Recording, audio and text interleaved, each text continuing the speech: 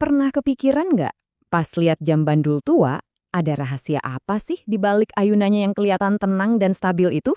Ternyata di dalam gerakan yang kelihatannya simple itu tersembunyi sebuah prinsip fisika yang luar biasa penting. Dan hari ini kita bakal bongkar rahasia itu bareng-bareng. Oke, kita mulai dari misteri utamanya dulu ya. Benda besar yang gerak maju mundur di dalam jam tua itu bukan pajangan loh. Benda itu tuh jantungnya si penjaga waktu. Tapi gimana caranya?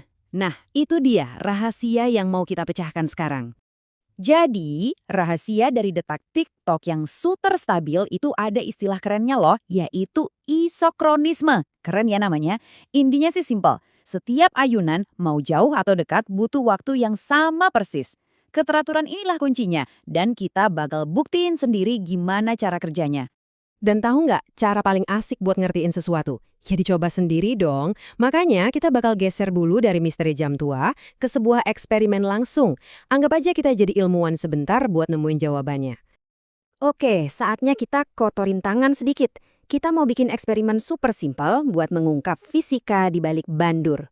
Yuk, siapin peralatannya. Nggak usah ribet, kita cuma butuh barang-barang yang ada di sekitar kita kok. Tali, sesuatu buat jadi pemberat, mur atau baut juga bisa, stopwatch di HP, sama penggaris. Ini bukti nyata kalau prinsip fisika yang paling penting itu kadang bisa kita temukan cuma pakai alat sederhana. Caranya gampang banget nih. Pertama, kita gantungin bebannya, terus kita atur panjang talinya. Abis itu kita tarik sedikit ke samping, terus lepasin. Nah, sambil dia berayun, kita hitung waktu buat 10 ayunan penuh, bolak-balik. Terakhir, jangan lupa catat hasilnya. Siap? Yuk, mulai.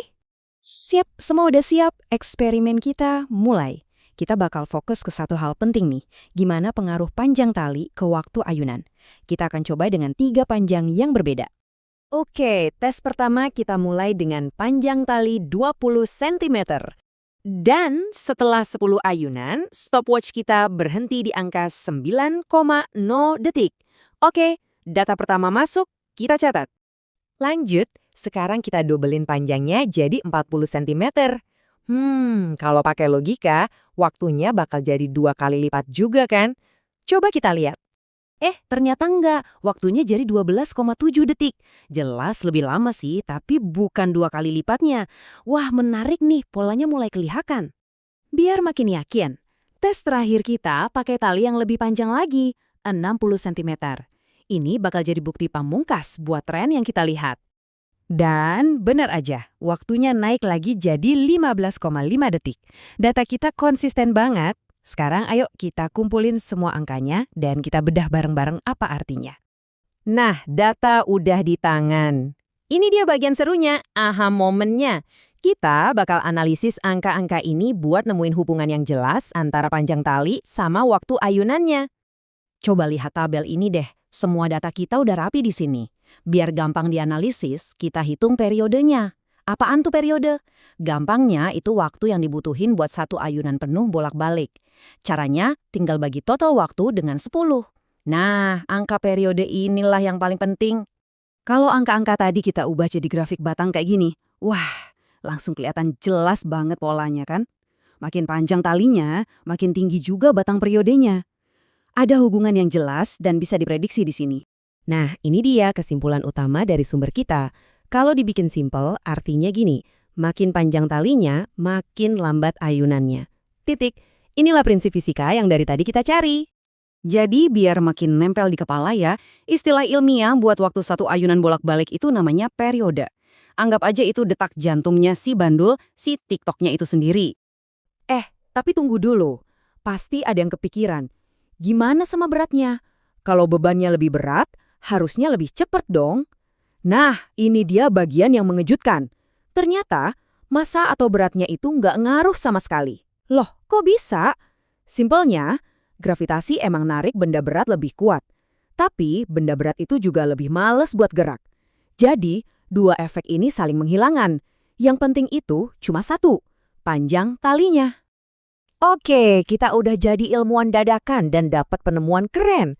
Sekarang, ayo kita bawa semua temuan ini balik lagi ke misteri awal kita, si jam kakek. Gimana caranya fisika sesimpel ini bisa jadi dasar buat alat penunjuk waktu yang akurat banget? Dan inilah dia rahasia utamanya. Hubungan antara panjang tali, kita sebut L, dan periode ayunan, kita sebut T, itu adalah hukum fisika. Formulanya T sebanding dengan akar kuadrat dari L. Itulah kenapa pas panjangnya kita dobelin, waktunya nggak jadi 2 kali lipat. Nah, dengan mengatur panjang bandul secara presisi, para pembuat jam bisa dapat periode yang mereka mau. Misalnya, pas 1 detik per ayunan, untuk menjaga waktu yang sempurna. Jadi, kalau nanti kamu dengar suara tik-tok dari jam bandul, kamu nggak cuma dengerin waktu yang lewat. Kamu lagi dengerin demonstrasi fisika yang elegan, misteri terpecahkan. Rahasianya bukan di gear yang rumit, tapi di kesederhanaan panjang seutas tali. Ini jadi bikin kita mikir ya, kalau prinsip alam semesta yang fundamental kayak gini bisa tersembunyi di seutas tali dan pemberat, kira-kira rahasia keren apalagi yang nunggu buat diungkap? Yang sebenarnya ada di depan mata kita setiap hari.